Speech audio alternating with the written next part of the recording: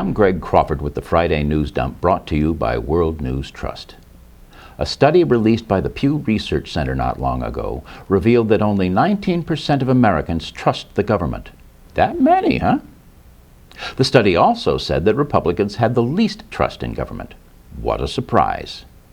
We all know that screeching about how the government in Washington doesn't work is the default setting for Republican politicians. We also know that the low-wattage intellects that make up the Republican base cannot seem to make the connection between dysfunctional government and the fact that Republicans control both houses of Congress in that same government they so distrust, and are singularly responsible for the paralysis they so resent. Given the soaring rate of unplanned pregnancies among that particular segment of the population, it's fair to wonder if they're able to make the connection between making whoopee and making babies. There has always been a part of American society that derides intelligent people as eggheads or worse. They mistrust and dismiss science because they are too weak of character to admit there's something they don't know, and are rigidly steadfast in their refusal to even attempt to better themselves by learning something, anything, new. They are, in fact, desperate for someone to tell them what to believe and who to hate. And there are demagogues galore that are more than happy to oblige them.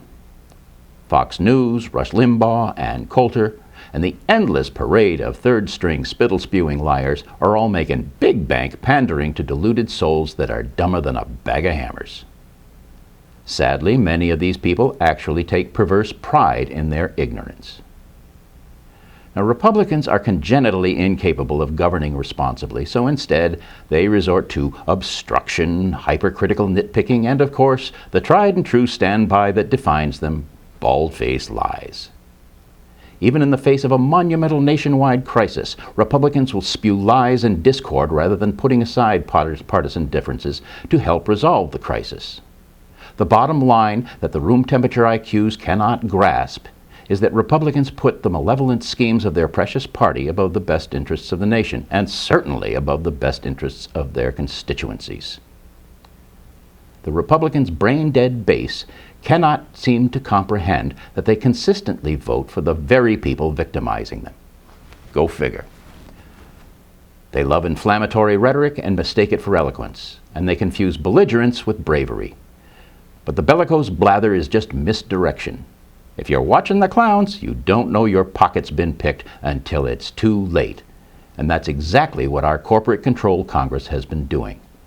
The bought and paid for politicians, mostly Republicans, but not all, subsidize corporations that post billions in profits every quarter with your tax dollars, even as Republicans claim we can't afford to fix our crumbling infrastructure or to feed poor children. Government agencies that manage to avoid congressional witch hunts usually perform their jobs quite efficiently and actually help people. The problems arise when grandstanding sociopaths try to make a name for themselves by threatening to close down the government for whatever idiotic thing got their bloomers in a bunch that day. So, you want government to work? Then get rid of self-serving Republicans and the third-way Democrats. Tell them to kill the Trans-Pacific Partnership or look for another job. Tell them to get big money out of the political process altogether or face the wrath of a disenfranchised electorate that has listened to their lies for the last time.